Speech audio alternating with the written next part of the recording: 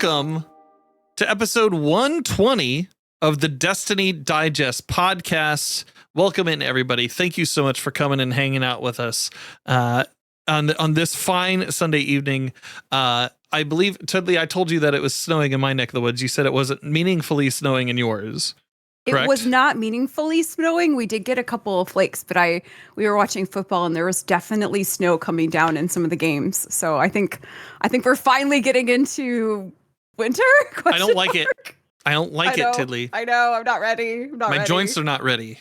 I got a clicky knee. It does not like snow. I know. Well, I did put up my Christmas tree though, so that's really exciting. Yeah.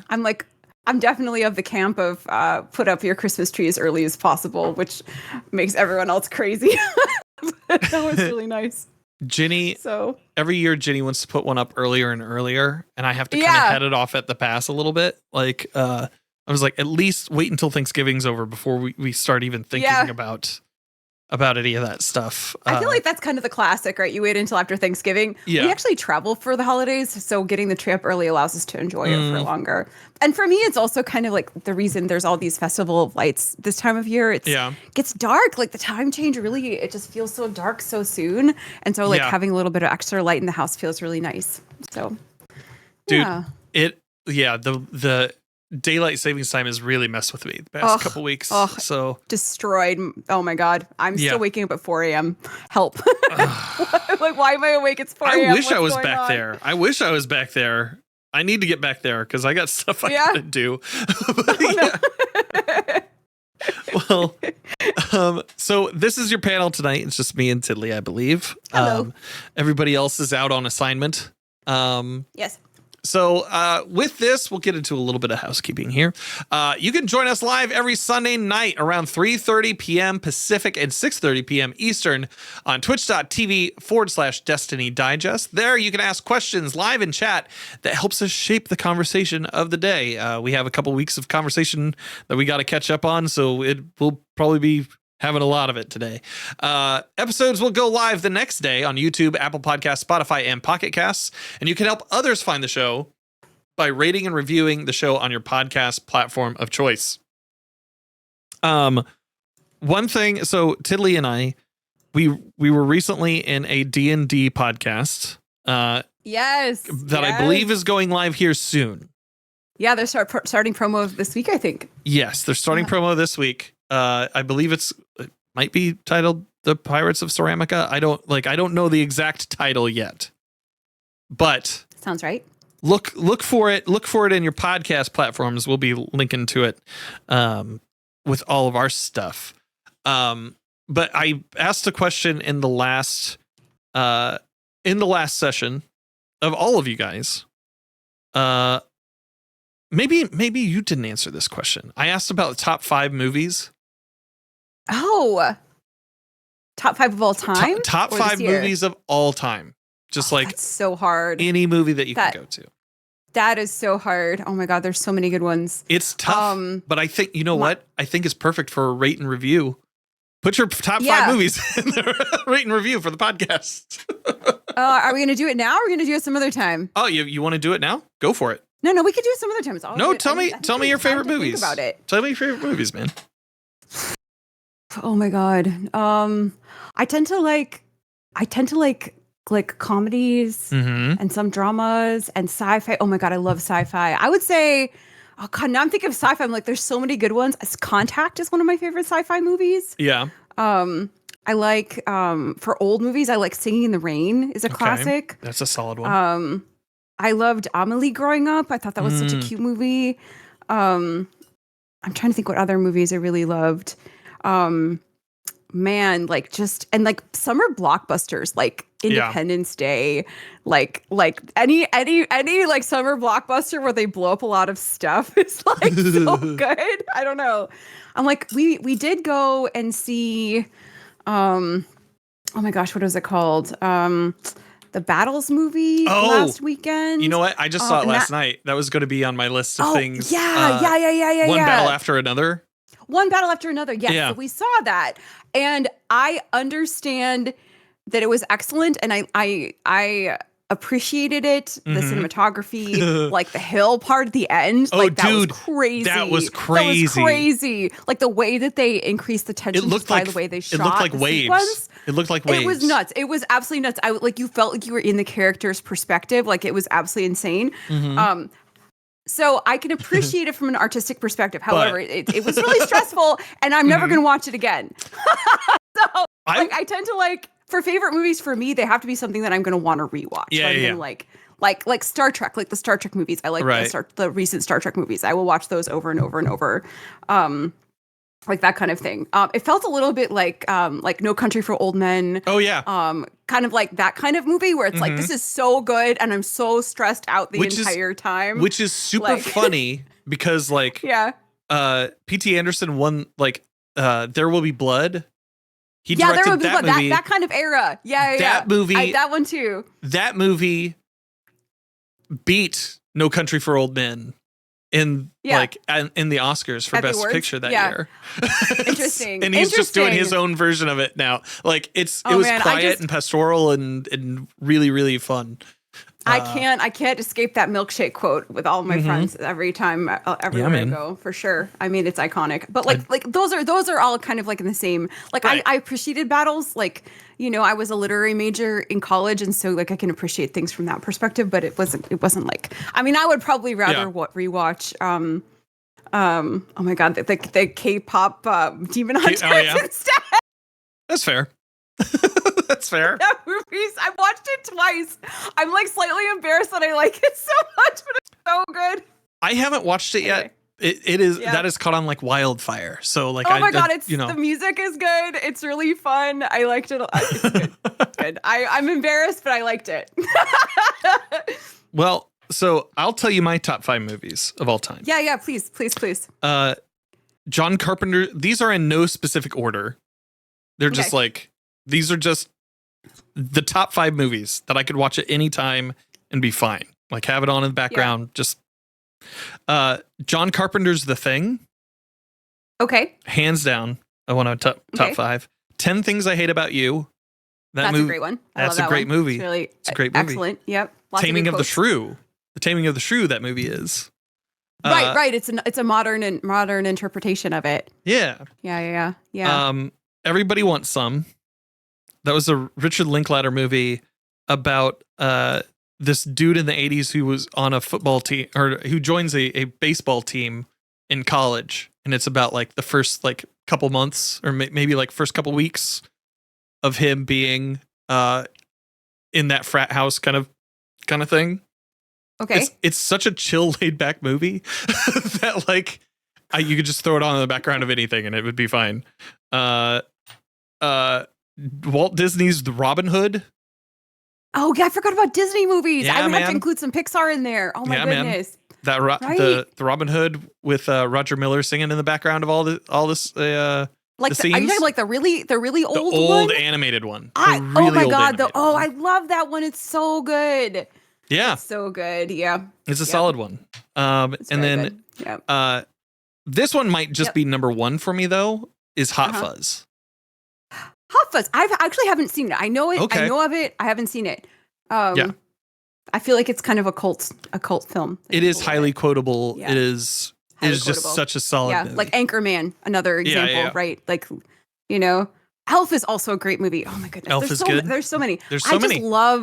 I love movies. And like I think in order to give this a proper addressing, I would have to have a full week to kind of like write down all the movies that I like, and then like I would probably need to pick like a top per category. Yeah. You know, I don't know.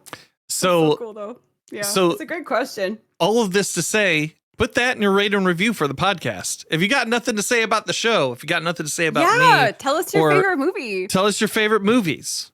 Yeah. It would be wonderful to hear about them and to read them. You know what? I'll read them on the show. If we get some reviews on like Apple Podcasts saying your favorite movies, I'll read them off. I'll read them off from the people that post that. But hey, we're not a movie podcast. We're a video game podcast, right, guys? So Tiddly, what have you been playing this week, bud?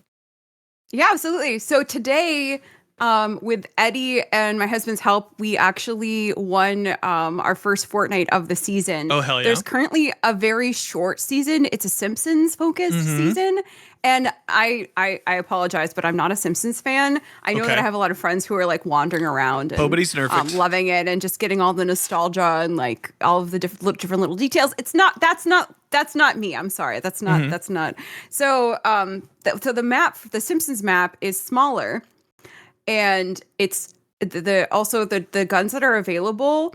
The shotguns tend to be stronger than some of the mid-range or long-range options. And so it tends to be like the matches are playing incredibly sweaty. Like very, very, very sweaty. It's like a bunch of people trying to get in your face and shotgun you to death. So we played the other day and it was awful. It was so bad. It was like drop location, die. Drop location, die. Like that kind of, it was basically like a lobby simulator. So we ended up dropping and getting a win today, which is fantastic. So I'm excited because it means I don't have to play any more Simpsons Fortnite. It's not for me. I'm sorry. I'm not good enough at PvP to play this season, apparently. And that's absolutely fine. If you're loving it, I hope you really enjoy. That's great. But I have my umbrella. I believe the season ends at the end of the month. So it's a very short season. I have my umbrella. I'll play the next season. I tend to like mid-range engagements, and the mid-range options are not great. So anyway, that was fun. I'm excited. I'm done with that. I'm never gonna go back. Then also, they added pets too in Fortnite, which is like so you can get like a little dog that follows you around. Does it serve any function other than just following you around? It's cute. No, it's cute. It's cute. That's cool. It'll you can pet it, like it's a dead reacts giveaway to things. No. The other teams can't see it. Only your team can see it. So it's just for you and your team. It's just a cosmetic thing. But Eddie was saying that somebody did the calculations, and if you got every single pet with all of the different iterations, because you can put sweaters on them and like different colors and whatever. If you bought all of that, it would be $17,000. Jesus. Okay. Oh my God. Yeah. I'm like, whoa, that's crazy. So I'm not going to be doing that, but I definitely bought a dog to have in Fortnite today, and that was very exciting. I called him Chonk. You can make them slightly fatter if you want to. Oh, okay. I was gonna say, do you think like are they added kind of like the Simpsons? Like the Simpsons have Santa's little helper. Like, is that dog available during the event, or like? I don't know. There's a banana dog that's kind of like the baseline. Okay. And then I think that there's like a backpack dog. If you got the backpack dog, it unlocks that for you automatically. Okay. Which is pretty cool. I'm just waiting for them to unlock the hamster, because the hamster is kind of what my emotes are all based on. But that's not available yet. I'm guessing it's like one of these things where it's a new cosmetic. They're introducing several iterations of it, and then they're going to continue to release more. But I don't know about not the Simpsons one, apparently. Okay. But yeah, so there you go. That's my short Simpsons Fortnite review for you. I've been playing a lot of Arc Raiders, actually. Like, I'm not an extraction shooter girly, and it's really fun. It's really fun. I'm not really interested in doing solo play, but going in as a team and looting and leveling and all of that. I'm not even hyper fixated on loot. I just like going in there. And I think it's because the PvE is really challenging. Like the bots are really challenging, so you have to really respect them. Okay. They can really kill you very quickly. But then there's also this very strange thing that's happening that we were talking about this week in Arc Raiders, where if you're in a solo lobby, there's this emote that's like, don't shoot. So hands up emote, don't shoot. And so a lot of people are using that emote and then talking through voice comms and just basically hanging out and not fighting the PvE. Oh, okay. They're just hanging out and doing PvE together. So that's pretty funny. If you go into trios, it tends to be more sweaty. People do tend to shoot immediately when they see you. Yeah. Although we had a game that we loaded into this past week where we actually had 2 groups of 3 in addition to us that we just kind of like befriended and walked around the map together with. So it is very strange extraction shooter situation because they're definitely like I definitely feel like it is kind of catering to more casuals. I think that like hardcore Tarkov people are like, I don't know about this. But as somebody who is more into casual gameplay, like it's great. I think you can go load in, like just try to PvP, do like really insane stuff if you want to, but oh my god, it actually just is so fun. Like I go in and I play it, and the hours go by, and I'm like, where did the hours go? Where did they go? It's surprisingly fun. I do recommend it. It's only $40. I played it a couple times, so it's great. I was going to buy it on Friday, and then I saw a TikTok that I was like, oh, well, maybe I'll hold off. Because there was like Co Carnage interviewed the voice actress who was the voice in Baldur's Gate 3. Nice. That was the narrator, and was talking a little bit about Arc Raiders in that they use some sort of AI voicing. Yes, I did hear that. Yeah, because they basically, for the ping system, when you ping something, it speaks out loud and says what the item is. Okay. So I don't know the extent. I definitely personally am not in favor of utilizing AI over voice actors. I feel like pay actors to do that kind of stuff. If it really is just the ping system, that's different than like the acting in the game. But still, it's a slippery slope. I like definitely don't love that. In like I rated out to Casey Rue today, and I kind of brought that up in her chat because she was like, have you been playing Arc Raiders? I was like, not so much because of this thing. And she was like, well, she had read some article that like the voice actors had given their consent to model off their voices for this like project.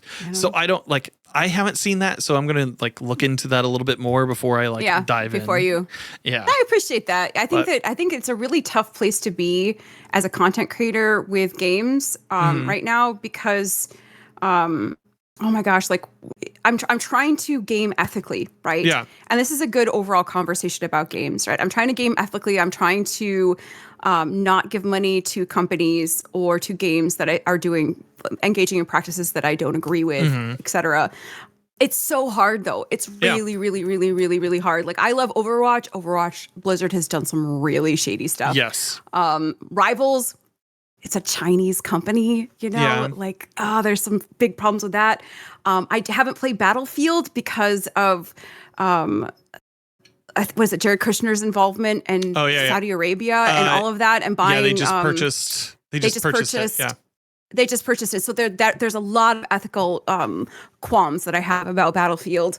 But it puts you in a tough space as a creator because you're like, well, like what do I play? You want to play? Companies suck. You want to play the new thing, right? And like you do, and like everyone in your directory is doing it. And like, how do I game ethically? How do I consume and create content in a system that has these practices that I don't agree with? Like, I think it's a great overall conversation to have because there's so many games that have something about them that's problematic, right? I mean, look at Bungie. Look at all of the stuff with that happened with Bungie. Like, we talk Marathon, about this game. We played this game with Marathon, with the copyright infringement, with like the issues with sexual harassment in the workplace that came out, like all of the firings that happened. Like there's a lot of stuff that happened that was pretty bad at Bungie too. So it's like, how do you game ethically? Yeah. And like it's just one of those things where like it's tougher every day to kind of like navigate those those where waters. Do you draw the line? Yeah. So it's tough. Remember kids, no ethical consumption under capitalism is not it's not to just let you off the hook. It's actually like criticism of the system. It is. So, and I think some of the more important things to do here are to kind of just engage with it critically, right? Yeah. I think the problem comes up if you are consuming without consideration. And I'm trying to not do that. At least I'm trying to like say, okay, well, what is my line? What where am I going to pass on something? It's where it crosses over that line, but it's so hard. It's so hard because there's a problem with everything. I swear it's like really tough. Yeah. Yep. It's tough out there. I'm seeing on the list here that you raised $1,300 for Feeding America this week too. Yes. Congratulations. So obviously we're having, it's I think day 38, 39, government shutdown in the United States, which is historically the longest government shutdown that's ever occurred.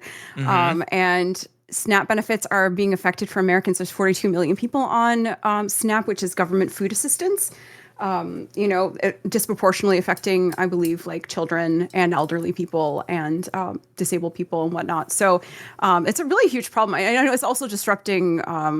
It's disrupting holiday travel with flights are being cut by 10%, which is huge. It's crazy. So it's a very weird time right now.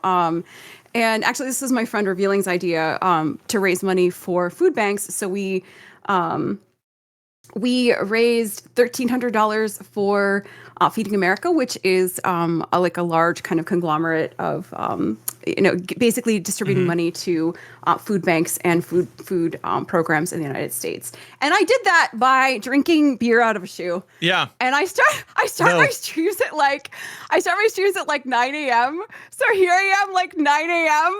like drinking beer out of a shoe. Eddie says 7 times. Yeah, no, the first day I had to do 3, and the second day people popped off and I did 4. So I was definitely like a little buzzy on stream. I'm like, Buddy. I'm not a very big person, and I was like, wee. So yeah, I was pretty drunk on day 2. But it was for a really good cause. I'm really proud of my community for raising that money. I feel like I have a small community, but it's you gotta do what you can in a situation like this. I think that I was talking about it to my stream, and I feel like there's definitely this sort of feeling of hopelessness around issues that are so big you can't control. It's up to our government to get things sorted and get this all fixed. And so, what do I, a single person, what can I do, right? So for me, finding something active and constructive helps re-energize me. It helps build hope, not just for me, but also for my community, because it also gives them direction and it gives them a place to put their energy and contribute towards something positive. So I'm really proud of it, and we're going to keep rising until people are getting food again. So heck yeah. Yep. That's great, man. And then also this week, I believe that Rivals extended their zombies, their Halloween event, which was incredibly popular. They're it's a limited time PvE event. We completed this past week the Nightmare 4, which is like the hardest tier difficulty. You get like a gold title for doing it, and it's hard. It's really difficult, but it was really, really fun. And they extended it. They added additional titles. So anyway, they're leading into that success, and I'm glad because it's excellent. And then as far as Destiny stuff, we did a 5-footed raid, an epic raid. Okay. So doing some of these more challenging iterations of the raid is actually really rewarding now. Like remember I've been complaining for months now about how unrewarding raiding is. Yes. And how mad I am about that. You're like, oh God, again, Tiddly. Oh no, I'm right there with you, buddy. Yeah. Right there with you. But I'm level, I think 415. I'm like in the 400s now.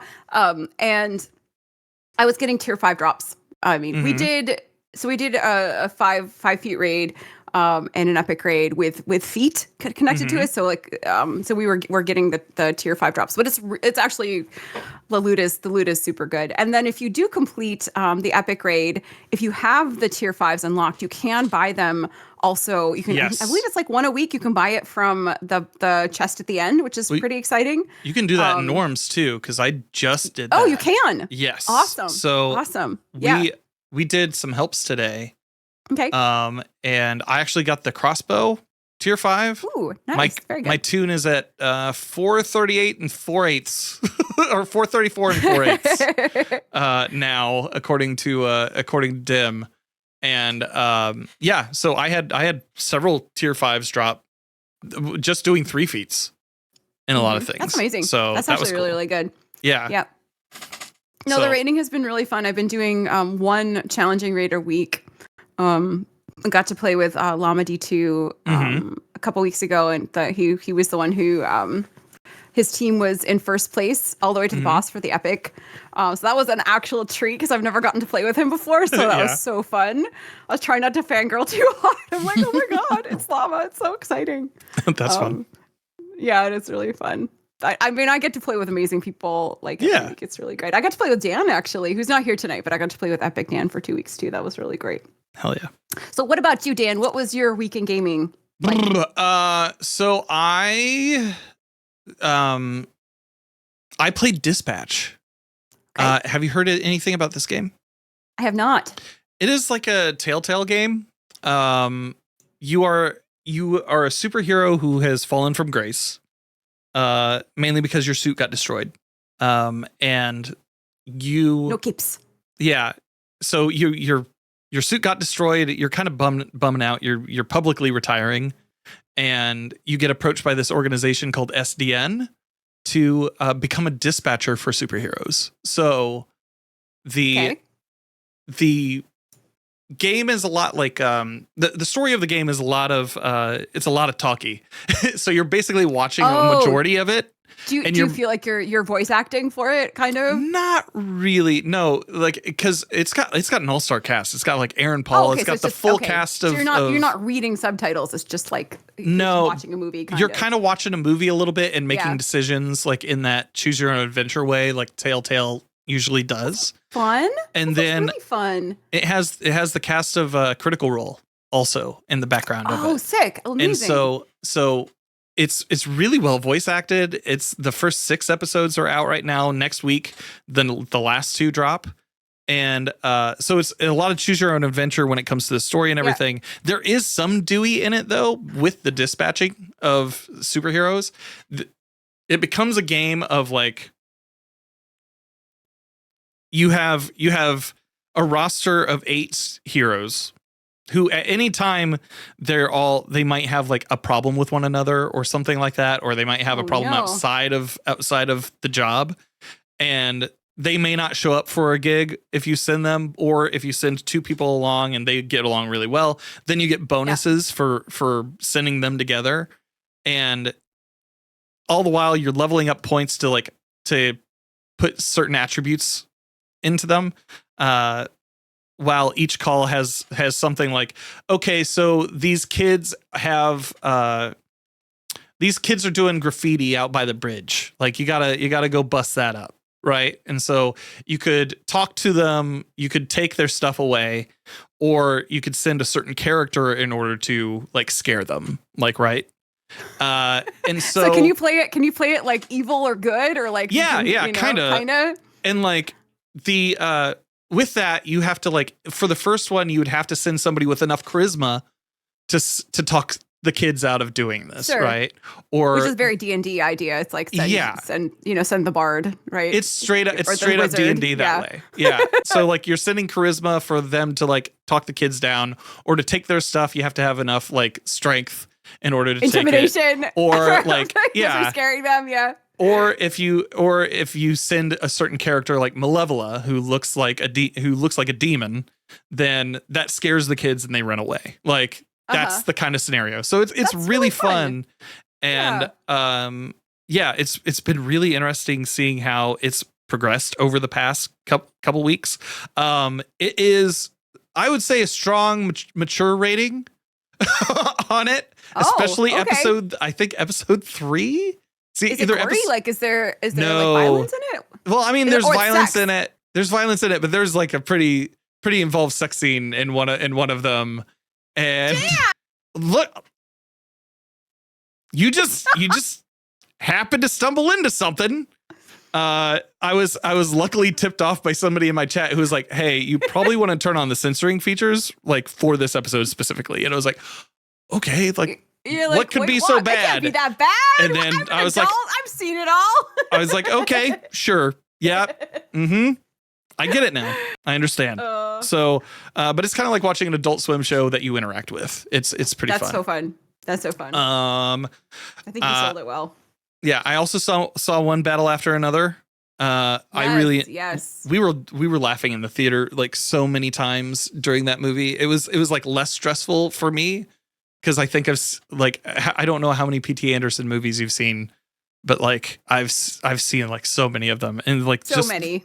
Just the way that he's able to undercut like a serious moment with like a really stupid joke.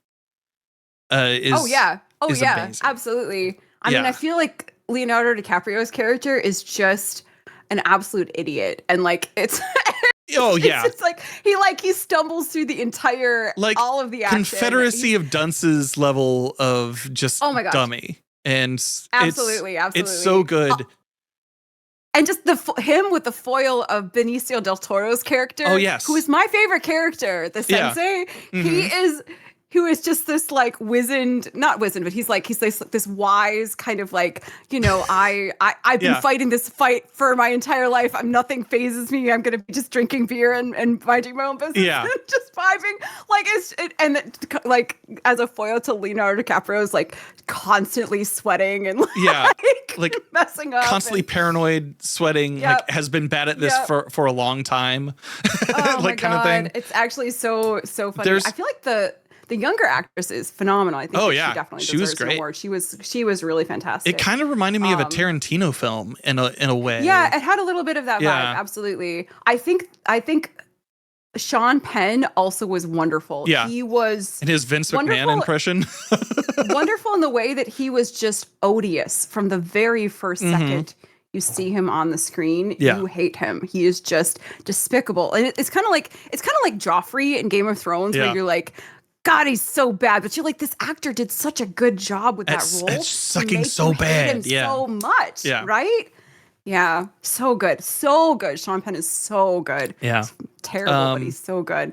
Outside of that, last week I played a little bit of Absalom, which is a roguelike beat 'em up. It was put out by the team that recently did the sequel to Teenage Mutant Ninja Turtles, Turtles in Time.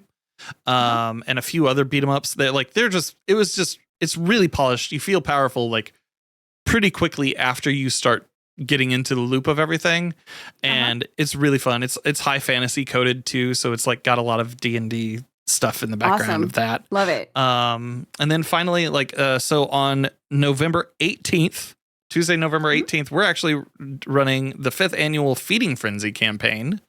Amazing. So yeah, we'll be looking to raise some money for Second Helpings, which is a food rescue charity based out of my hometown of Indianapolis, Indiana.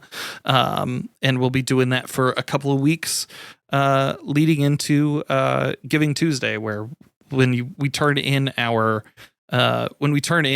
typically they have a corporate sponsor for Giving Tuesday that will double whatever we put in up to like a certain point. So I think we're going to, going to get into that. I'm also going to be messaging them about maybe doing a community volunteer thing. Amazing. Because they do excellent work in my city. Outside of that, I played very little Destiny this week. I find myself playing like a little bit here and there. Yes. Just to kind of keep the juices flowing with it and like keep that conversation going. The Haunted Altars, I played a lot of those. Did some help. So bad. I did a little bit of that. Yeah, they weren't so bad. Yeah, we played last Monday, right? Oh yeah, we played together. It was a vibe. Yeah. It's just like it was chill. It was fun to just hang with friends and chat. It was just I laughed. We had a good time. Yeah. Yeah, it was very it was very chill. Like it is definitely something that you can talk to chat with while it's on in the background. There was we also helped out with like a couple of raids today. Actually got to play with CG today, which was super cool. Amazing. And so, yeah, he really liked my fashion. We'll just leave it at that. So, news and Destiny. What have you been keeping up with? With keeping up with the news? Have you been keeping up mainly with the news, or? Well, yeah, with the TWID for sure. Yeah. I don't know if I read last week's TWID. It feels like they have been very, very light, generally speaking. And that we haven't gotten a ton of information leading up to the next launch, which we're really not that far away. It's already November. Less than a month. Renegades is coming out December, correct? Yeah, December 6th. Either December 6th. So we are or, really. No, it might be less than a December month 2nd. away? It might be December 2nd. goodness. It might be that Tuesday.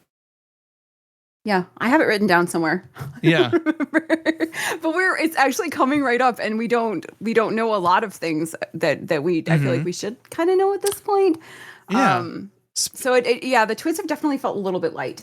Speaking of that, December 2nd? Okay. Yeah, we had the conversation around the roadmap. I mean, we've had it here on the podcast over the past like couple months, especially after like DMG during the Ash and Iron reveal was like, hey, yeah, there's going to be a roadmap. We're going to be talking about like things progressing into the future and what to expect with these with Destiny 2. And yeah, it was like I've been wondering about it. Like I posted a TikTok earlier this week talking about it because like it hasn't manifested at all. It's just one of those things where we were promised this thing and we're here a month out waiting for it to manifest. Right. And we did People are wanting to know what's going to happen. Yeah. Like the longer that nothing is said, the like more like the more wary we've been getting. So this week on November 4th, Dylan DMG04 posted fun new stuff surrounding the Renegade armor trailer. And had the response from somebody saying, asking, where's the new roadmap promised to us months ago? I feel like there's been radio silence and no buildup whatsoever for Renegades, and it's just a month away. That's very concerning to a very large amount of players when the game is already really struggling with player numbers. DMG responded, cannot apologize enough for the delay here. Team's still jamming. Hope to have some comms out soon. Please continue to yell at me directly. And I say this without any sarcasm. Please don't yell at DMG. I'm sure he gets like enough. Don't. Constructive criticism, absolutely, but don't yell at him. They're focused on our immediate and long-term future. I'm happy to take 100% of the blame here in promising comms early that we could not execute on in the projected timeline. So it's not looking like we're going to be getting a roadmap about Destiny 2 posts or like anytime before Renegades, at least. I was talking with Rev about it a little bit earlier today, and he was wondering if maybe we would get it after the new year. And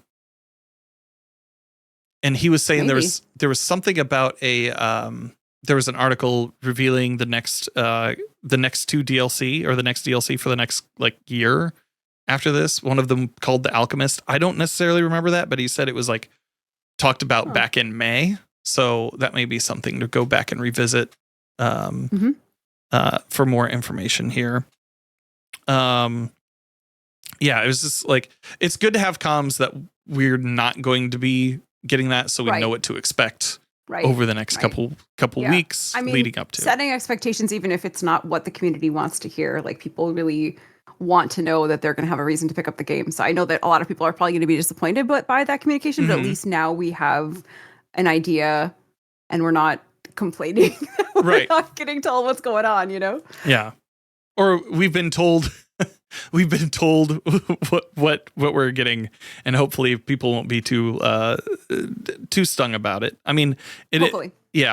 It was one of those things that was a little bit of a letdown, but I can understand if they're still like slamming away at something in order to make the game like the best that they can before the launch of Renegades on December 2nd. Like I'm all for it. So the other thing, let's see here. Following that, so last week's TWID, we didn't have a TWID we had a TWID last week, but it was fairly light. It was like mostly mostly community awards, and fashion. Absolutely. And so like we didn't do an episode last week because we were like, wow, what are we going to even talk about here? What are we going to talk about? Yeah.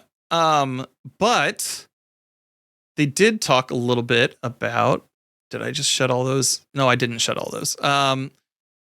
There was one thing that I thought was interesting in the TWID from the 30th. And of course, it is not wanting to play nice with me right now. They talked about how progression has has improved with 9.1.50. And they said, when we first launched the Edge of Fate, a core piece of feedback we received was about gaining power. And we heard you. It felt like it slowed down too much once you got to a higher power level, and ways to efficiently level up your power began to feel tedious and unengaging. While our initial efforts marginally increased the rate of progression at higher power levels, they clearly fell short in making the substantial impact that was needed. With this in mind, our focus when addressing the feedback in version 9.1.5.1 centered around making a much stronger impact on power progression. In addition to the TechSec supply drop, which allows players to catch up to 300 power, the rate of power gained per hour of play has more than doubled for players above 300 power, as seen in the chart below. We will continue to keep a close eye on power progression and how the player experience feels. I know my experience playing over the past couple of weeks, just after having a couple of weeks off, and like a lot of these things kind of like popped off while I was gone. A lot of these changes popped off while I was gone. Yeah. Playing now, I would say that it doesn't feel as bad leveling up for my character over the past couple of weeks. I haven't been playing a ton, but when I have, I've had meaningful gains to my loot drops. Good. That's really good. And like, yeah, I want to say that I don't necessarily know the number that I've climbed over the past week, but between Festival Lost, Altars of the Haunted Altars, and the raid today, like I'm currently boosting up to 434, which I definitely wasn't last week. You know what I mean? No, I definitely do. How are you feeling? Well, I was told, my community promised me that if I spent 2 days leveling this week, that I could reach the levels that I needed to get to, that I could just finish leveling. Yeah. So I'm going to do that. I'm taking 2 days this week. I'm going to see if it works. Okay. I'm going to see how high I can get. Where are you at right now? 415. 415. And I want to get to 530 so I can do the Conquer Guilding, which I believe that requires 530 minimum. So I have to climb another 115. So that's the plan. The plan this week is to just level and yap and see if I can really do it in 2 days. Yeah.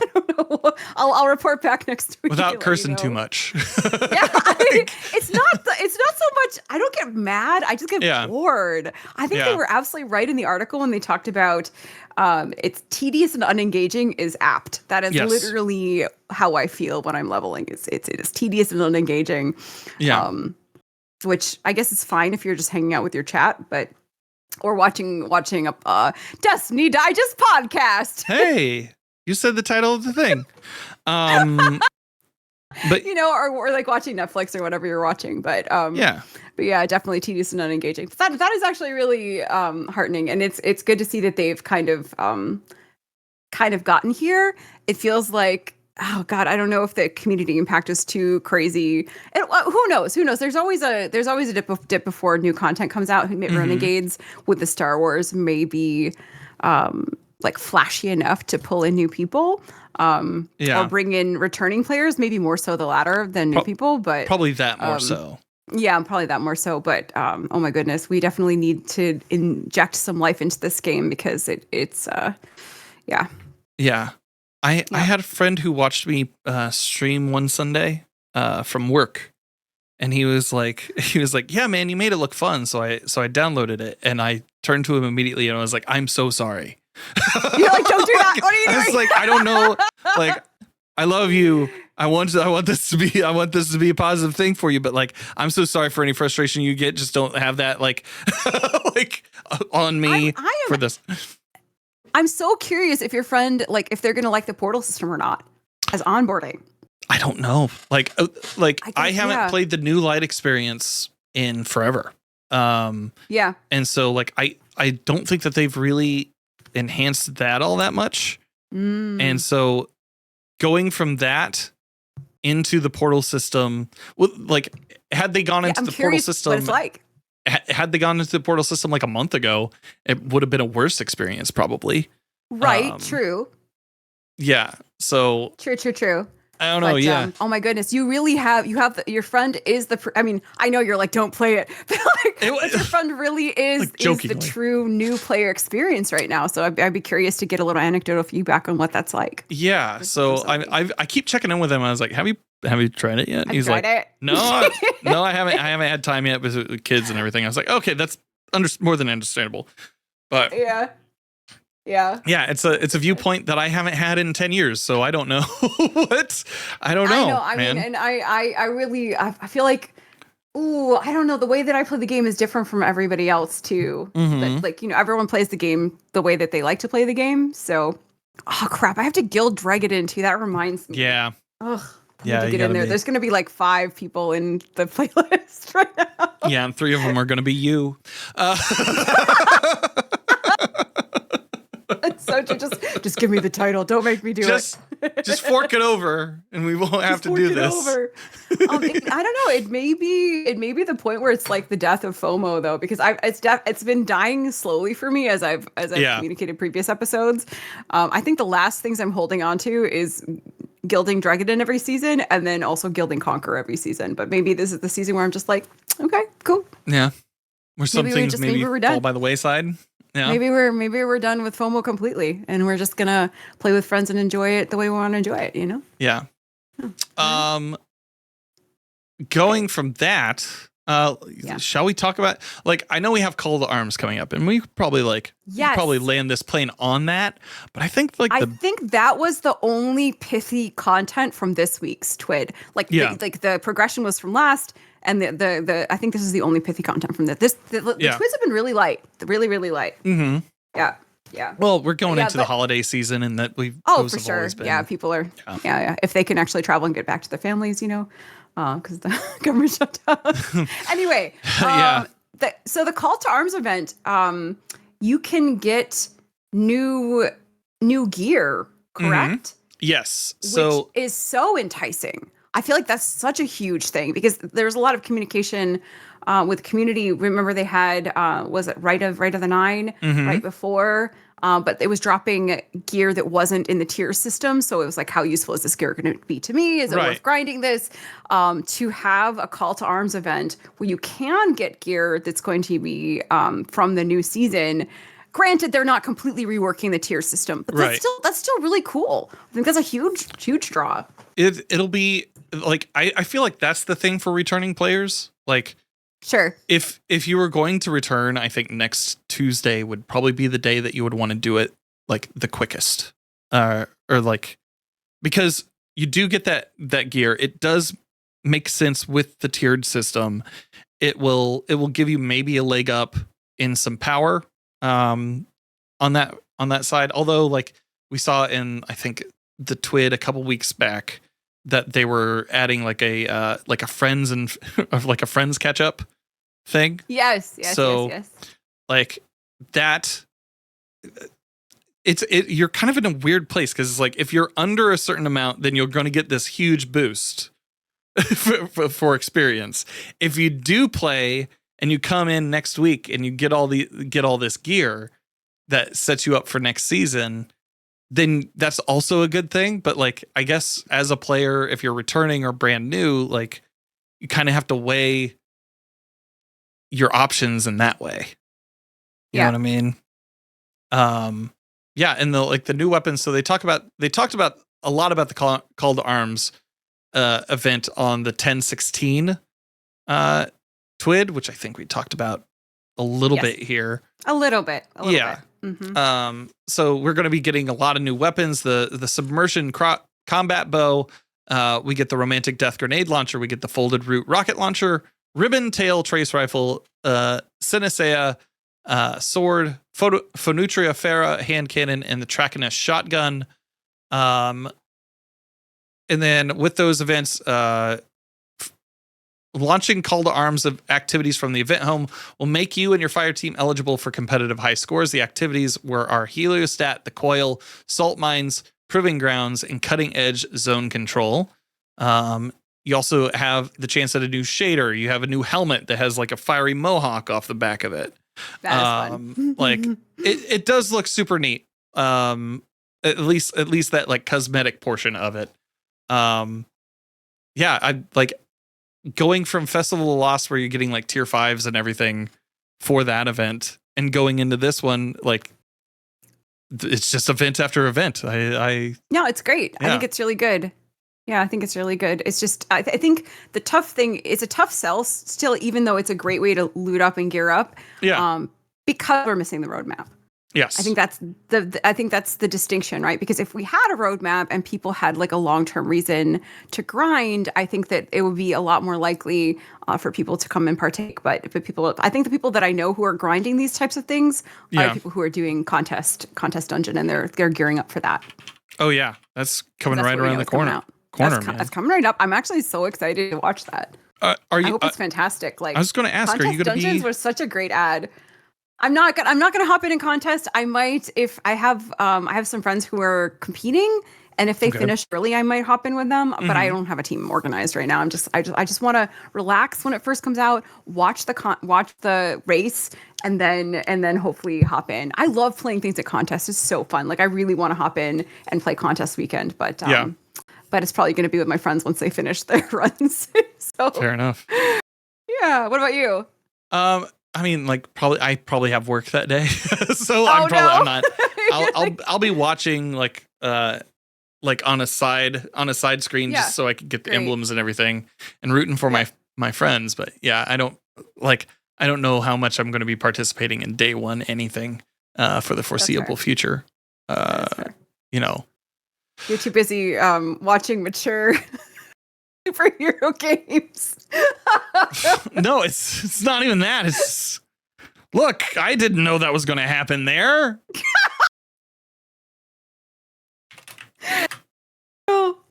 Anyways, so we have the call to arms event next week, so that'll be cool. Is that 1 week or 2 weeks? How long does that go? That I do not know. It's probably in the 16th TWID. Call to Arms starting November 11th. Which is ironically Armistice Day. Interesting. I don't see here an end date, but I'm assuming it's going to be like 2 weeks. Yeah. Oh, it's 1 week? I don't know. I'm hoping it's 2. I feel like 2 is a more appropriate amount of time. Like 1 week. That's just not long enough, I think. Not long enough. I think the big thing for hype though this week was the Destiny 2 Renegades weapons and gear trailer. Yes. That showed off all of the things that we will be getting with Renegades from the Star Wars coded DLC that we're going to be getting. So we have what were like some of the things that you were looking most forward to, Tiddly, from that trailer? Oh my goodness. I'm rewatching it right now. Fair enough. It's been a minute since I watched it. Yeah. I don't know. Like I'm gonna have to rewatch it. What about you? Why don't you go first?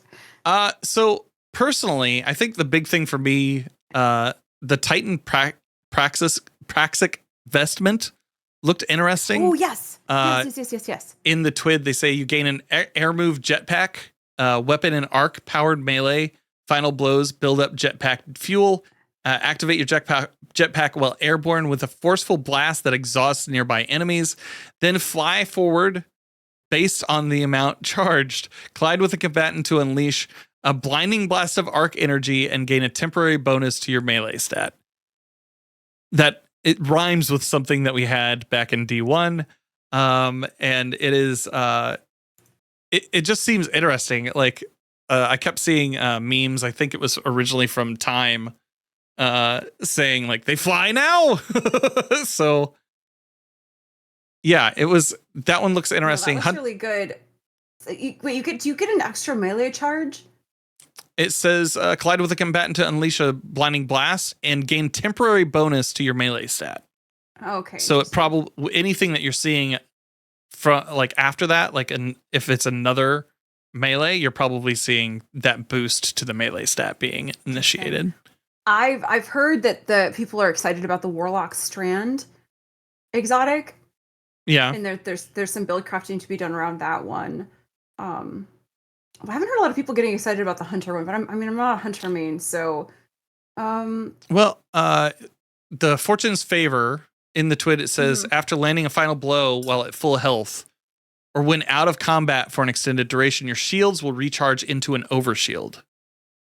When you have an overshield, your weapons gain increased accuracy, stability, handling, and damage against combatants, and final blows will grant a short period of increased mobility once the overshield is depleted. So it's a quick way, seemingly, to have an overshield for hunters, which is that something that I don't think there's really. Are we blurring the classes again? I don't know. Making hunters a little more tanky. I don't know. It feels a little like one-eyed, a little bit. Like I don't know. Yeah. It's got I don't know. Maybe for PvP that's going to be really really good. I think I'm more excited about what the exotic armor is going to do to the game. I think there's a lot of new guns. I think the only one that really is exciting is probably the lightsaber. Yeah, the I Proxic think that's the Blade. one that people have the most questions about is what that's going to look like. So it looks like it's going to be a special ammo sword. But that for me, that's the most like Star Wars coded of all of the new like weapons and armor. So I think that's what people are going to be most excited about. I absolutely want to get one. Yeah. I absolutely want to know if I can change the glow on it with shaders too. So that would be so cool, right? From what I remember of them talking about Renegades during the Ash and Iron reveal as well, I believe that they said that it was kind of like it was fully customizable in a way. So I don't know necessarily what that means. I don't know if it's just apply a shader and change the light on the lightsaber, but it seemed like the way they were talking about it, it was a little bit more like you are crafting a lightsaber or you're crafting your Praxic blade in the same way that a Jedi would craft. A Jedi would craft their own becoming lightsaber. A Jedi. Interesting. I love that. I feel like that's really fun. I can't wait to do that. Yeah. I think that for me, that was like the biggest standout, the Titan Exotic and the Praxic Blade. I did see some people talking about I think it sneaks up once you get into the sandbox. Yeah. Yeah. We are getting another heavy ammo sniper rifle that is an exotic with the refurbished A499. It fires a single heavy hitting round and disintegrates targets on impact. So that's fun. Yeah, like you won't have to have Whisper on in that slot anymore. You could probably just have that and like whatever else any exotic that you wanted since it's not an exotic that we know of.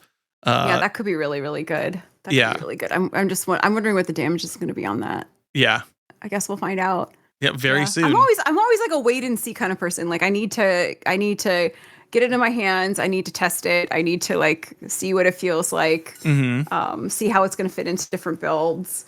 I'm excited. Any kind of meta shift is really healthy and fun for the game. So I'm excited about that. With this week's TWID, they also said that we're introducing a couple new weapon subfamilies alongside Renegades, and one completely new type. So a heat weapon.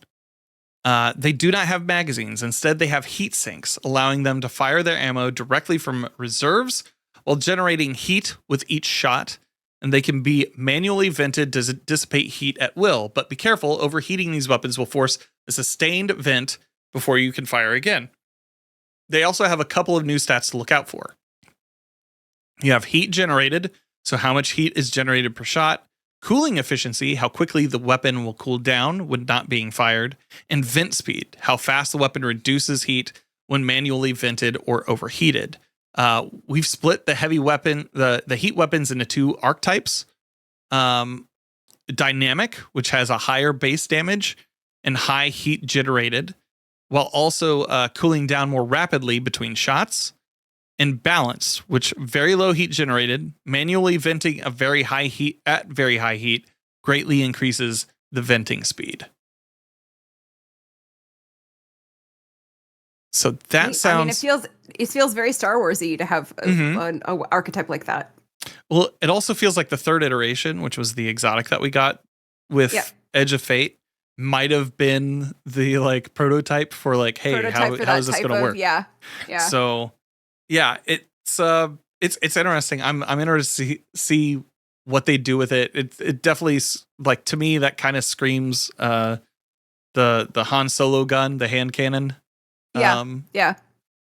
That they're going to be introducing. I think that one's called the modified B7 pistol, which will be a stasis, and it is dynamic, so it has a higher base damage with that. A little bit of a test running, exactly. Yeah, a little bit of pew pew pew. Yeah.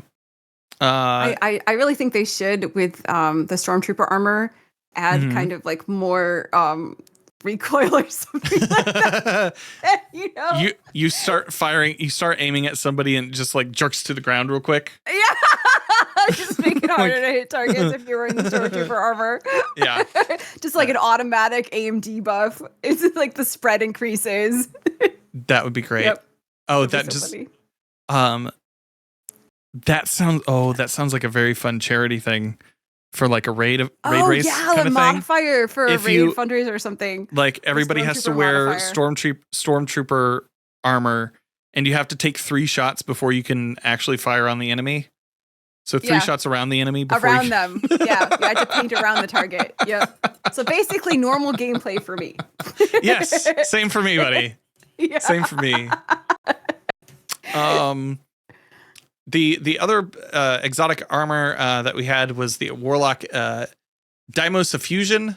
While a Strand super is equipped, casting Rift will suspend nearby enemies. Suspend deals damage over time, healing you in the process. Combatants who break free from suspension suffer additional damage. Defeating suspended target heals you a moderate amount. This originally said it would suspend combatants, but this will actually suspend both combatants and players. So you might want to be careful where you pop that around your buddies. Uh-oh. Yeah, turns into a grease trap all over again. The only other thing, we're not bitter about that at all. Not bitter about that at all, buddy. No, not at all. Outside of that, there wasn't really too much else. No, I know, so light. Yeah, we have the Veterans Vanguard event. If you are a cosplayer, the cosplay Cosmodrome has returned. So there's a lot of stuff coming up, kind of outside of Destiny. Yeah. And I'm hopeful that we see more stuff about Renegades in the weeks to come. You said that there is possibly something teased about. There's something teased about maybe next week.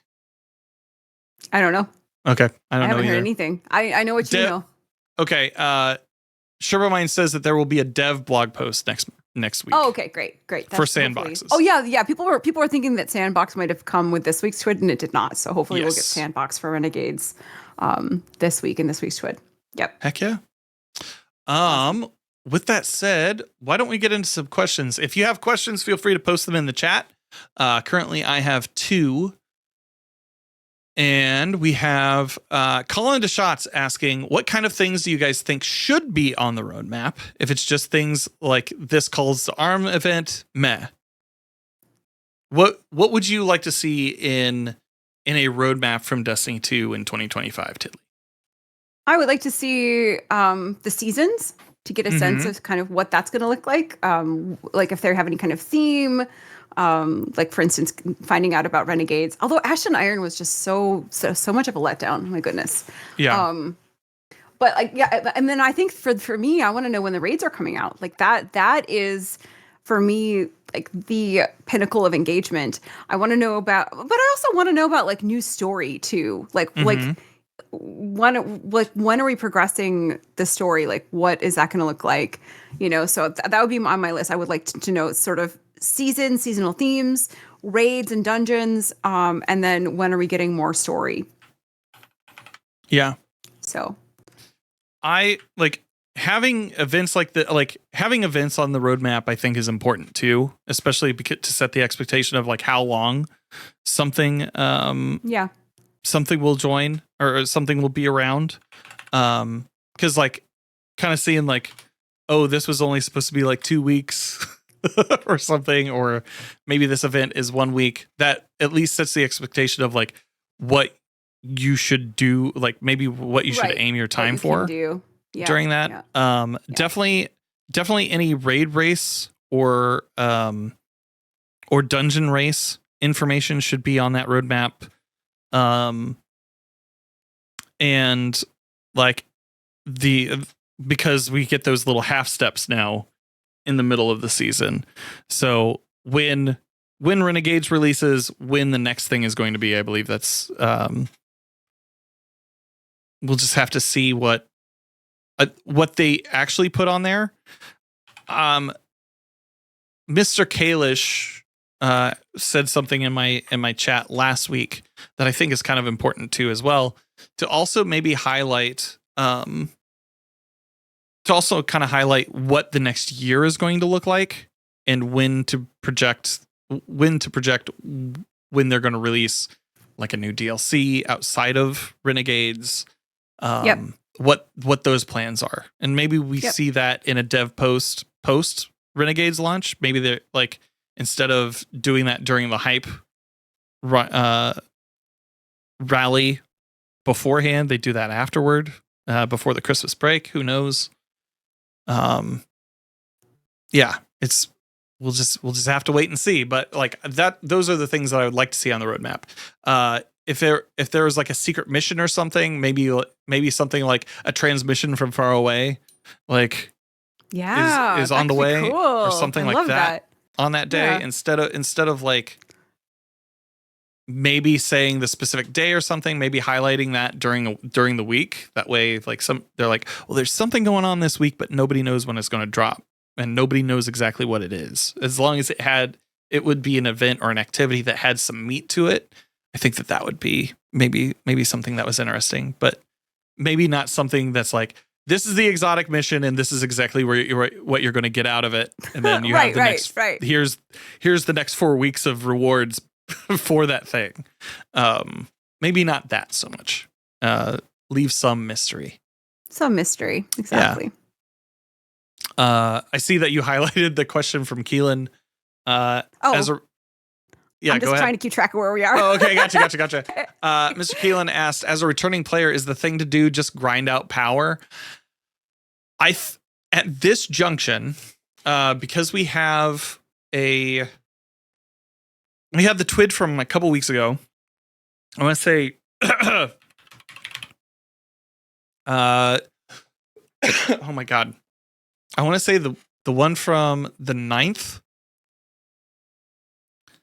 From October 9th, maybe? Or was it the 23rd? It might have been the 23rd.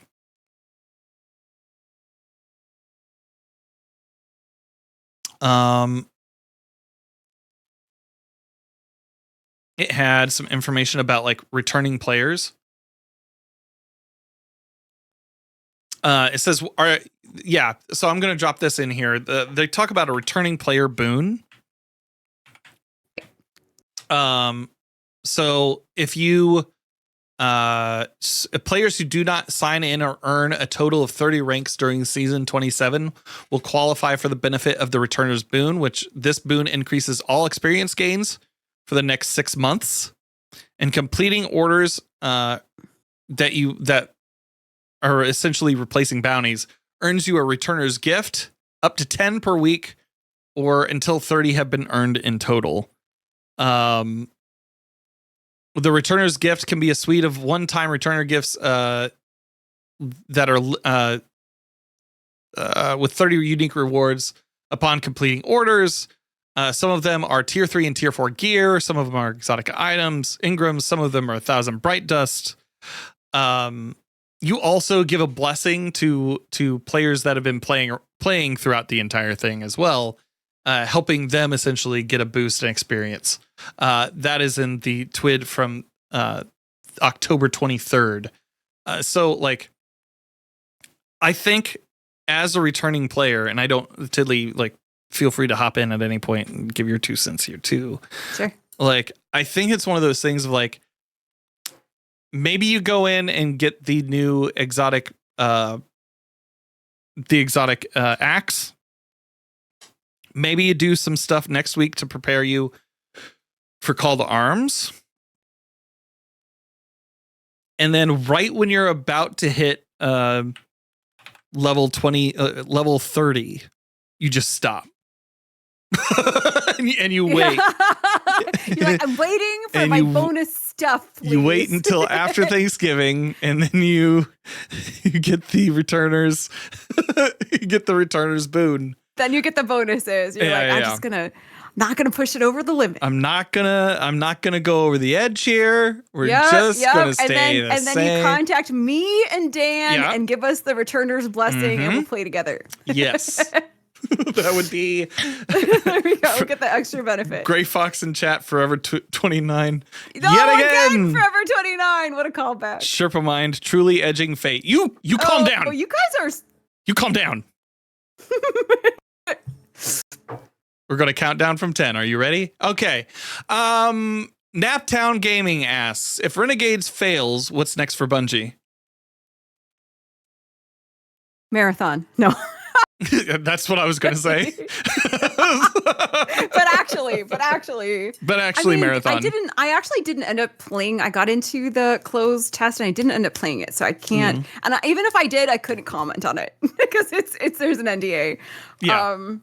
But when I did play the beta, I really enjoyed it. I know there's been a lot of controversy around it. And like mixed reviews on the beta. But yeah, Marathon for sure is next. And I don't know. I don't know that I see Renegades as like that's it. Curative. Yeah. I mean, if anything, I'm curious about continuation of the story. But I don't know. Yeah. And also like it's interesting to kind of quantify like what is a failure. Yeah. Like what is a success? What is a failure? Like how many people need to play it? Is it a lower player count than we have now? Like, I don't know. What does that look like? I think the like for me, a success would be if it's interesting and fun enough to bring people back into the game. So my friends list isn't completely empty. Like for me, that's the success if that happens. And also like how long people are going to stay in the game after that. Like what's the retention going to look like after like a week out, 2 weeks out, 3 weeks out. That was something I was lamenting a little bit too this week was like, maybe the telenovela approach was actually okay. And like, maybe. You're like, maybe the drip content is just like, give us a little bit each week. I hated it at the time. But it did keep you logging in. Yeah. For sure. It is really hard. I have friends who contact me to organize raids because they don't have anyone to raid. Yeah. And they're like, well, people, well, you can set up a raid. And I'm like, okay, I mean, I don't mind. I love it. But it very much feels that way. It's like, there's just not a lot of people playing. So, yeah. Right. Yeah. Gray Fox 2K30 says, well, with GTA 6 being delayed, Marathon has some legs. Like, I really don't know, man. Like, I don't know if they're a crossover in terms of like, gamers. I don't know if they might be similar enough to not. I think the biggest threat to Marathon is our creators. And I think we'll see how long that game has legs. Because it's really hot right now, but it's really hot, and I really like it. I really like it. It's really good. It's surprisingly good. It's like very much is. I feel like it is a very good competitor for Marathon because they both feel like sort of Baby's first extraction. Baby's first extraction. They're trying to Fortnite the extraction genre. They're trying to make it huge. They're trying to make it popular. They're trying to make it accessible for casuals. Like they're if you don't want to reset in Arc Raiders, you don't have to reset. You can just kind of vibe, So it's definitely not hardcore. So I definitely think they're. I don't know. Yeah. I would love for them both to be successful, but yeah, I think Arc Raiders is the bigger competitor for sure. Just who knows how long it's gonna stay popular as it is right now. I don't know. Gray Fox said in chat, I was more saying like everyone was moving out of the way due to the giant shadow of the GTA cast. Yeah. That's true. Like, I feel like dev companies absolutely were considering that release because it's an enormous gaming release. Maybe like the GTA devs are overestimating how enormous the release is going to actually be. Yeah. Right? Did we talk about that in a pod recently? But like, I think it still is a huge game. I think that it is going to take up a lot of space. Yeah. And bandwidth. But yeah, in terms of crossover, I don't really see a lot of crossover with some, but not a lot. Yeah, so we'll just have to see like what all comes from that. I'm hoping that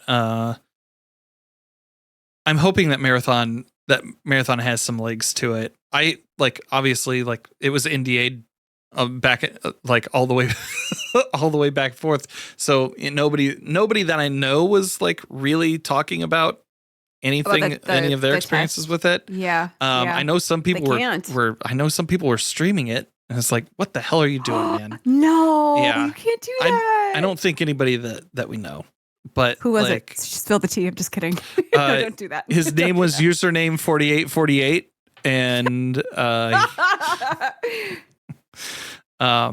yeah. So yeah, I have to say that Arc Raiders feels better at base than Marathon did. Okay. And that was my biggest quibble with Marathon, is that the stamina system in Marathon feels limiting. It doesn't feel generous enough. Like when they unlocked all of the abilities on the sort of like the final couple days, it felt fun, but that's kind of where you're starting in Arc Raiders. So like I think Arc Raiders at base is more fun, or the gameplay feels better than Marathon. Yeah. It just and obviously comparing a released game to a game that I played in beta, so it's not a truly fair comparison. Yeah. But there you go. That's my opinion. Gran Shingon asks, but is it worth $40 to vibe in Arc Raiders? I'm not convinced. I think it's going to be $40 for Marathon. Yeah. So like $40 is I think it's a great deal. Yeah. I think it's a great deal for Arc Raiders. I really do. Yeah. I think I think it is a really fun game. Something that you say, that you say that about Marathon, and there was that game, and there was Anthem, right? Anthem had the Anthem. Promise of like being able to fly all over this world and everything, but the stamina meter for being able to fly in any direction for any like point of time, that really killed it for me, you know? And so like it's interesting how like sort of like just basic movement like that can really make or break it for you. Yeah. Like in Arc Raiders, you have a slide, which feels really good, and you also have a roll, which feels really good. Okay. For an evasive roll. Like Marathon, I just felt like I was just walking through molasses constantly. Right. It was kind of unfun. And if you don't, and movement is at base one of the biggest draws for having fun in a video game, right? Especially a PvP oriented video game. I think movement might be on the top of the list, but like movement makes games fun. So I think it's definitely a consideration. And I understand in an extraction, you're trying to give players carrots to engage, carrots to level, carrots to grind the abilities and the systems, right? So you don't want them to start off as superheroes, but it has to be bearable at pace, you know? And it sounds like Anthem also was a little problematic with the movement. But like Destiny movement is fantastic. Yeah. We talk a lot about the gunplay, and certainly that, I think that is exceptional, but like the movement in Destiny feels fantastic. But it wasn't always that way. Draw. Like the launch of D2, like they had to completely rehaul how movement works at the beginning of D2 because of how slow everything felt. It felt so slow. So slow. And then we didn't even have mantling in D1. Yeah.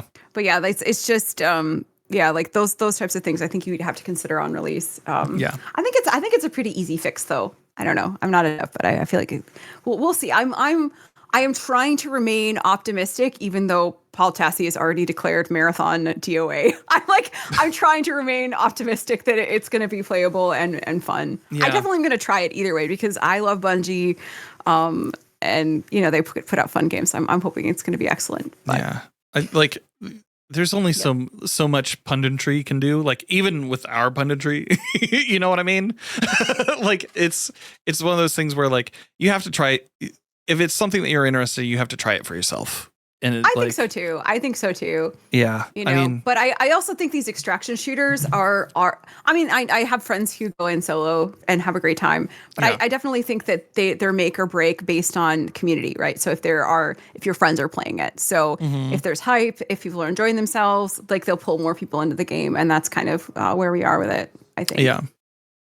So Sherpa Mind asks, what Star Wars themed weapons, armor exotic would you like to see over the course of Renegades? Will you join the copium of potential pod racer sparrows to lead in the rebirth of Sparrow Racing League? Now, this is pod racing. I the only weapon I'm really excited about that they've announced is the lightsaber, because that's iconic. It's an iconic Star Wars. I can't really other than sort of like a meme. It would be really fun. Like I was talking about the Stormtrooper debuff. It would be really fun if they did some kind of Stormtrooper gun exotic that was just exactly like that. If you missed like 5 shots in a row, it gave you like an overpowered shot or something. Oh, that would be great.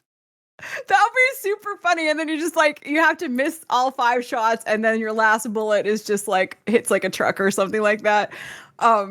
I don't know. And I personally, as far as Sparrow Racing League, Pod Racer is I think it's a hilarious idea. I really do.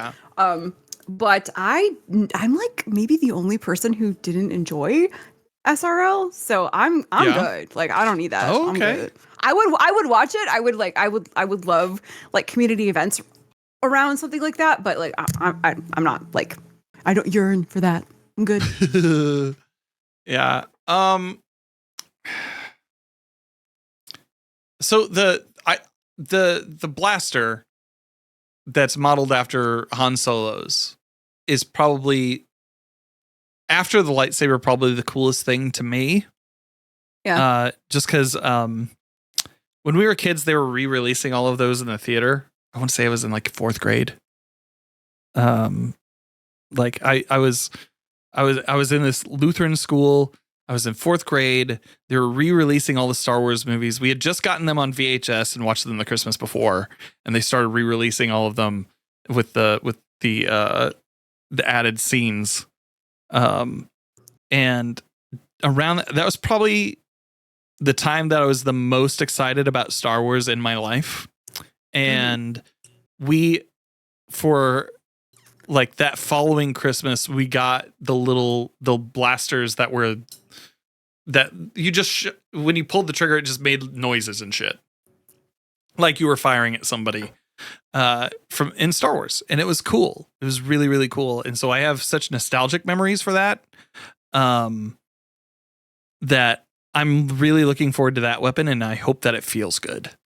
Sounds great. But yeah, that would be my personal weapon, and also I just don't see them adding Sparrow Racing League back into Destiny 2 at all. I guess you go to Destiny Rising for that. Yep, Destiny Rising for sure. Yeah. Sherpa Mind, I just beg for armor that allows me to replicate Clone Squad from Republic Commando. All right, sick. I see you. But yeah, I don't know. That's what I'm looking forward to. Outside of that, I don't know, man. Like there's if you could get like I forget what the name of that character is that is in Jabba's palace that just laughs all the time. He has a very specific name. I wish I could remember it off the top of my head. I think it would be hilarious if we got some sort of emote. Not the little Salacious Crumb. There we go. Thank you, Madalat. If we got a little Salacious Crumb emote that it just sat on our shoulder or something and went, like the entire time that we had it on. Yeah. The same way that when you're petting a cat. I'm good. Yeah, that's fine. That's fine. I'll just be on the other side of your raid, just going, It would be hilarious. So yeah, I'm going to be busy the entire that's DLC. Cool. That's fine. That's fine. I'll never see you again. I get it. Yeah. Gray Fox, with community in a lull, What do you want in Renegades to bring the community back into a positive light?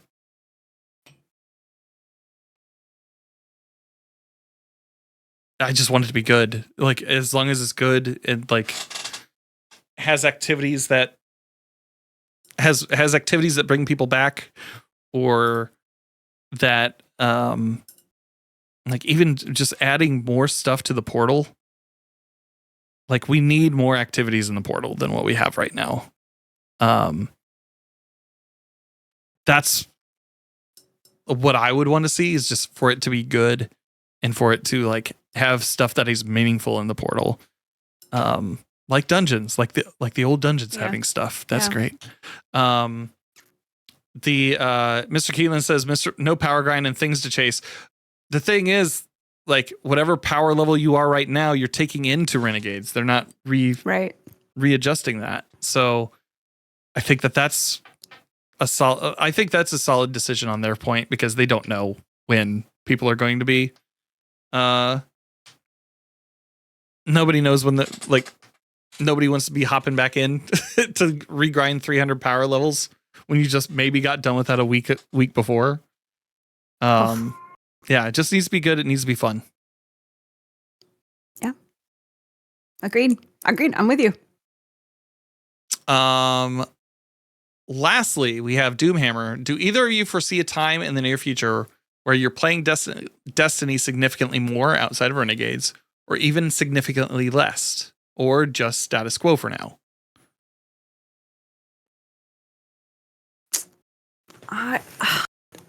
That's so hard to know.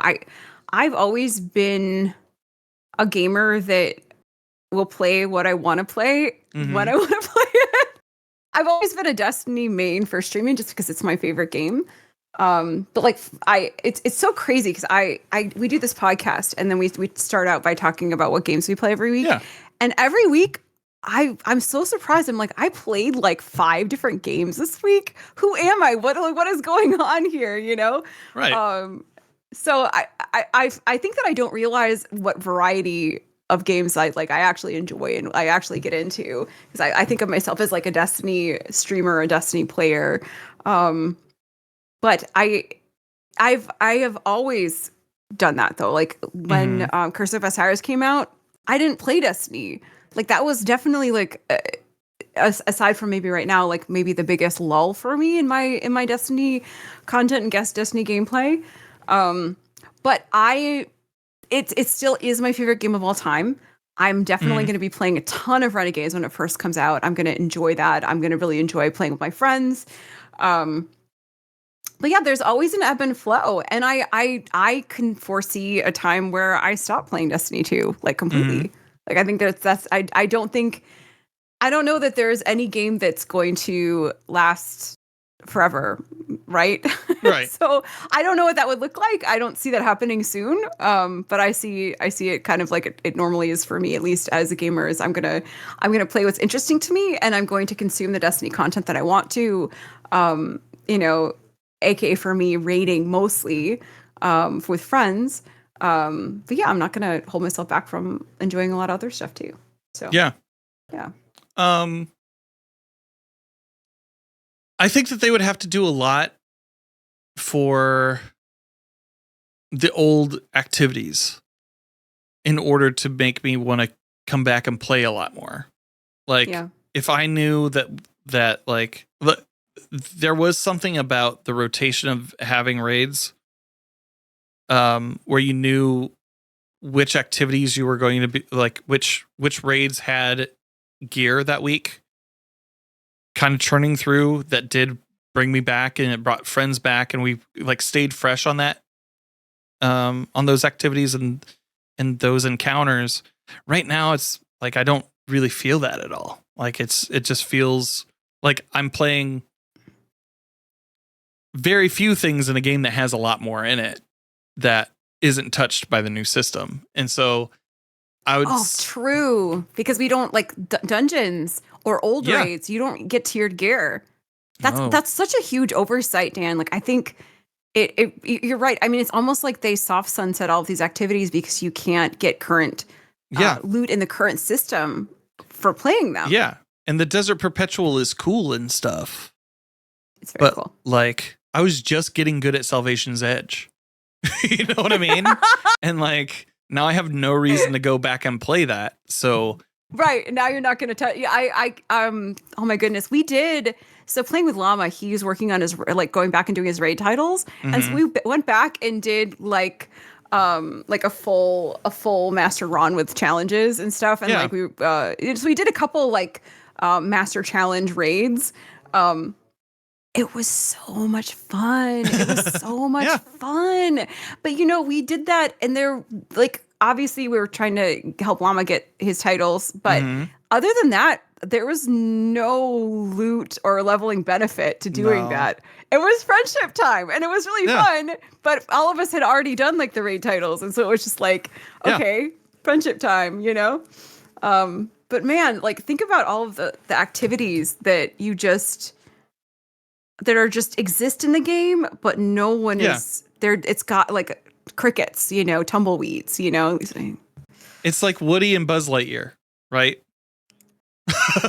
Like what? Wait, what? The portal is Buzz Lightyear, okay? The portal is Buzz Lightyear.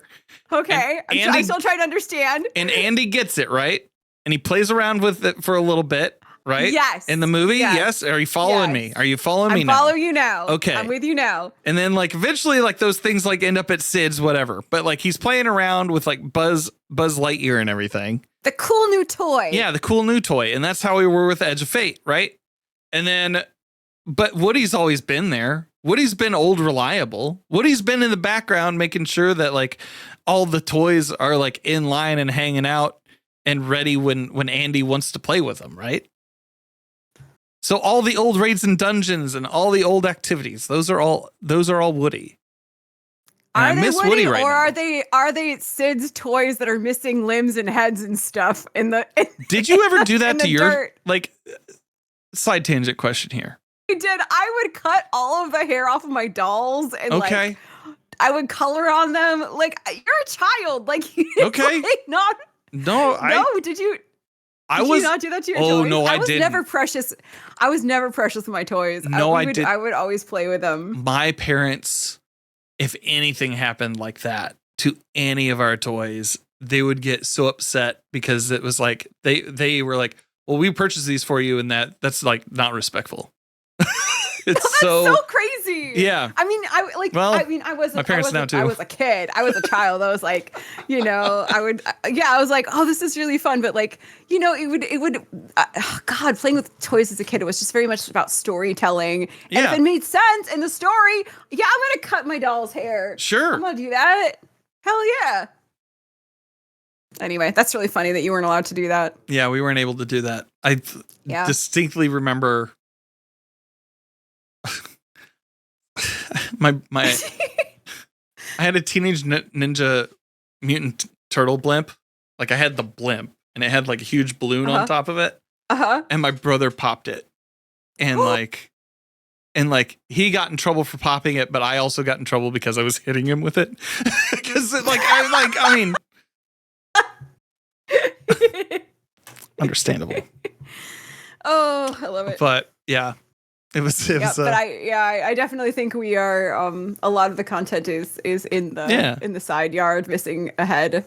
So it's still good content though. It's just no one wants to play it. Because it doesn't have it doesn't have the stuff. But I also think the Sid bit I like the Sid bit of like he was blowing them up. Like there's like he was a little terrorist of a kid. Like if I'm being honest, I didn't do that. I didn't do that. I didn't blow either. Up my toys. But yeah, that was the whole thing. All really right, funny. Let's land this plane. Okay, Tiddly, what do you have coming up this week? Where can people find you on the internet, friend? What do I have this week? So I'm going to be doing 2 days of leveling. I think we're going to do another 5-foot raid on Thursday. And then I'm hopping back into Arc Raiders on Friday. And then Tuesday I'm doing raids with friends too. So it's going to be actually a pretty heavy Destiny week this week. as a reminder, I am still raising money for Feeding America. So if you come by my channel, you can donate directly. It's the charity button replaces the sub button. So I appreciate everyone who's already donated. And if you would like to do something to help people who are hungry in the United States, that's a great way to donate and support. I'm live on twitch.tv/Tiddly Monday through Friday, 9 o'clock Central. You can also find me on Blue Sky at Tiddly. So come and do something good. Hell yeah. Yeah. Mr. Kaler says, don't make her drink any more out of the shoe, please. I mean, I don't know. It was very effective. I actually don't, not to keep talking when we're trying to land the plane, but I don't hate the shoe beers. The first one I had was a sour and it tasted yeasty. And I don't like sours anyway. And I thought it was like foot yeast, but it really wasn't foot yeast. It was just the beer tasted like sour foot. Yeah, the beer tasted like foot. I feel like the normal beers have tasted fine. Anyway, it was a well-used shoe. That's correct. Yes. Okay. All right. To you, Dan. I just completely forgot everything I was. You said yeasty, and I just no. So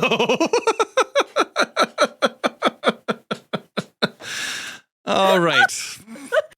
So you can find me on Twitch, twitch.tv/Danfinity, Tuesday, Thursday, and Sunday, playing games for you on the internet. You can also find me everywhere, Danfinity GG, on all the socials. You can find me on my website, danfinity.gg. I should be posting an article sometime this week. Starting on November 18th, we will be raising money for Second Helpings, a food rescue charity based out of my hometown of Indianapolis, Indiana. And we will have, I believe that somebody is donating a couple of collector's editions of old Destiny expansions. So that's a cool opportunity for you to possibly win some of those. The only disgusting thing that I can think that I found these little Malort candies. Have you ever had Malort? No. Okay. It's something you should do at least once in your life. But I found these little Malort candies, and I think that like I'm adding them to my list of disgusting candies that I eat during streams. So like candy corn is one of them. Yes. Salted licorice is another one, and now it'll be Malort candies as well. I have another disgusting food item for you to add that I'm planning to do for my my For the Puppies fundraiser. Okay, sure, yeah. A Midwest salad. Okay, so explain to the people at home what a Midwest salad is, please. There's typically no lettuce in a Midwest salad. It usually contains Jell-O, some sort of mayonnaise. If you Google Midwest salad, just the stuff that you see is like horrifying. It's like Snickers and mayo mixed together and stuff like that. Really bad. It's really bad. So I thought that would be kind of fun to pick a Midwest salad recipe and then do that for our fundraiser. So when I was a child, this has become like therapy time with Dan. This episode, I feel like. We talked about the toys. We're going to talk about the toys. We talked about all sorts of things today. When I was a kid, my mom, we were at the deli counter, and I was like, "Can we get the chocolate mousse because it looked really good, right?" And so we got the chocolate mousse, right? Oh my god! And we got home and we started eating it, and there were onions in it. No! Because the person who was at the deli counter was not using the right utensil, or using a separate utensil between the things. And there was cross onion contamination. And so I got cross contamination with the onions. Oh, and it nearly ruined chocolate mousse for me, like for most of my life. Jenny and I have worked through that. We've worked past it. Okay, good. Very which strong is great for doing that. Yes. But like, nah, dog. So there you go. Chocolate mousse with onions. Normally when we land this, I feel good. And Tiddly was never invited back for another episode of Destiny Digest. I may not be invited back. I don't know. I'll just hand the keys to you guys and you can just... Oh, this has been really fun. Yeah. Oh, no. Oh dear. Well, all right. Well, thank you everybody in chat for listening to this week's episode 120 of the Destiny Digest podcast. I hope you're well, and I hope you find what you're grinding for.